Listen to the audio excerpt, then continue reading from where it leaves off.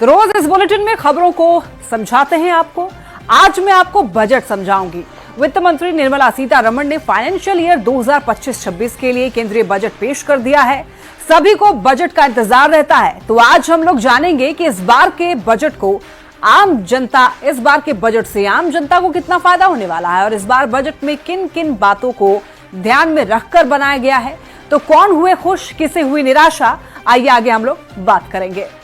तो देखिए, केंद्रीय वित्त मंत्री निर्मला सीतारमण ने साल 2025-26 के लिए देश का आम बजट लोकसभा में पेश किया।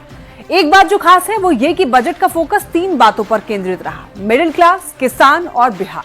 और किन किन बातों पर विशेष ध्यान दिया गया है, इस रिपोर्ट में देखिए। Greenfield airports will be facilitated in Bihar. देश का आम बजट लोकसभा में पेश हुआ। केंद्रीय वित्त मंत्री निर्मला सीतारमण ने देश के बजट में मिडिल क्लास का खास ध्यान रखा तो महंगाई पर रोक लगाने की भी पूरी कोशिश की है। मध्यम वर्ग का ध्यान रखते हुए सरकार ने 12 लाख रुपए तक के सालाना आय को टैक्स फ्री कर दिया है। I am now happy to announce that there will be no income tax payable up to income of 12 lakh rupees. वैसे केंद्रीय बजट में कई खास बातों का भी ध्यान रखा गया। मसलन ई श्रम पोर्टल का गठन होगा, डिलीवरी पर्सन के लिए इंश्योरेंस स्कीम लागू होगी, सरकारी अस्पतालों में डे केयर कैंसर सेंटर बनेगा, 5 साल में 75,000 मेडिकल की सीटें बढ़ेंगी, 3 AI एक्सीलेंस सेंटर बनाए जाएंगे, AI एजुकेशन के लिए 500 करोड़ का बजट रखा गया है, प्राथमिक उपचार केंद्रों को ब्रॉडबैंड सुविधा भी मिलेगी। केंद्रीय बजट में मध्यम वर्ग, युवा और किसानों का खास ख्याल रखने के लिए पीएम मोदी ने जमकर वित्त मंत्री की तारीफ की और इसे देश को नई दिशा देने वाला बजट बताया। साथियों, ये बजट न केवल देश की वर्तमान आवश्यकताओं को ध्यान में रखता है, बल्कि हमें भविष्य की तैयारी करने में भी मदद करता है। और फिर एक बार वित्त मंत्री जी को भी बहुत बहुत बधाई देता हूं। अर्थव्यवस्था को रफ्तार देने का दावा इस बजट से किया जा रहा है। पिछले कुछ साल से मध्यम वर्ग के लिए टैक्स सीमा में छूट की उम्मीद की जा रही थी। इस साल मोदी 3.0 की सरकार ने मध्यम वर्ग के साथ ही युवाओं और किसानों की उम्मीदों पर खरा उतरने की पूरी कोशिश की है। Bureau report, news 18।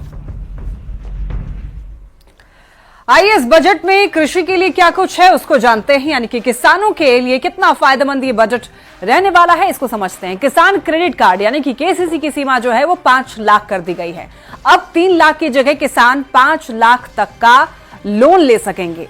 वहीं प्रधानमंत्री धन धान्य कृषि योजना की भी घोषणा की गई है, तो किसानों को दलहन की खेती में आत्मनिर्भर बनाना भी लक्ष्य है। और बिहार में मखाना बोर्ड, असम में यूरिया प्लांट खोलने का भी ऐलान इस बार के बजट में किया गया है। और अब रक्षा क्षेत्र की अगर हम लोग देखें, रक्षा क्षेत्र के लिए क्या है इस बजट में, तो देखिए डिफेंस के लिए कुल 6,81,000 करोड़ का आवंटन, पिछले बजट से 9% की बढ़ोतरी की गई है। वहीं देखिए 4,88,000 करोड़ रुपए वेतन की भी बात।